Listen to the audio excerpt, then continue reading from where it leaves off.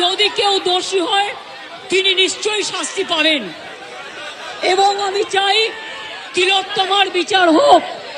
আমি সিবিআইকে অনুরোধ করব যত তাড়াতাড়ি বিচার হোক, এমনকি 3 মাসের মধ্যে তারা যেন ফাঁসির অর্ডার দেয়।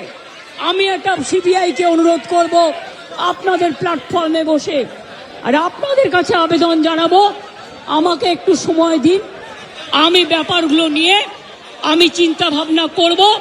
যদি আপনাদের আস্থা ভরসা আমার উপর থাকে আমি কথা বলে সিদ্ধান্ত, অন্তত যদি কাউকে দোষী পাই আমি নিশ্চয়ই নেব। হ্যাঁ, নিশ্চয়ই জাস্টিস হবে।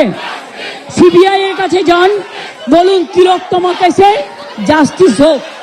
আমি আবার আপনাদের কাছে বিনীত অনুরোধ করব যে আপনারা নিজেদের মধ্যে কথা বলুন, কথা বলে সিদ্ধান্ত নিন এবং আপনারা কাজে ফিরুন।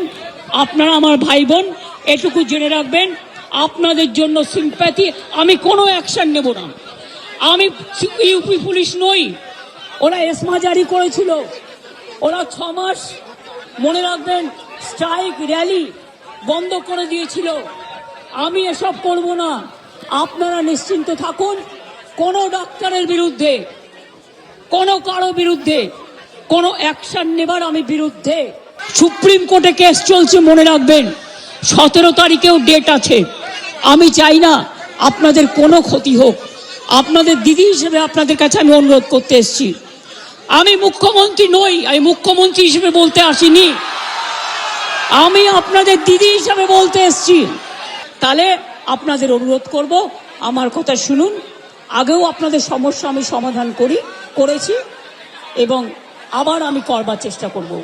আমাকে এটুকু সময় দিন। আমি আপনাদের আন্দোলনকে কুর্নিশ জানাই। আমার পোস্টটা বড় কথা নয়, মানুষের পোস্টটাই বড় কথা। আমি আপনাদের কাছে বলতে এসেছি, কাল সারা রাত ঝড় জল হয়েছে। আপনারা যখন কষ্ট পেয়েছেন আমিও সারা রাত ঘুমোতে পারিনি, আমারও কষ্ট হয়েছে। কারণ আপনারা যখন রাস্তায় থাকেন আপনাদের জন্য আমাকেও কিন্তু পাহারাদার হিসেবে জেগে থাকতে হয়।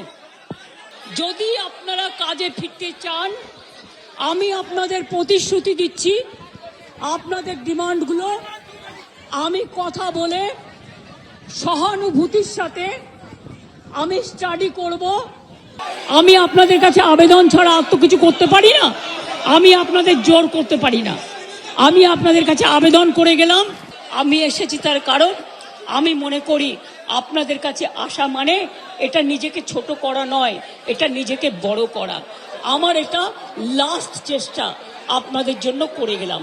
বাদ বাকিরা যদি আমার উপর ছেড়ে দেন আপনারা জাস্টিস পাবেন, আপনারা ইনজাস্টিস হবে না, এটুকু আমি বলতে পারি।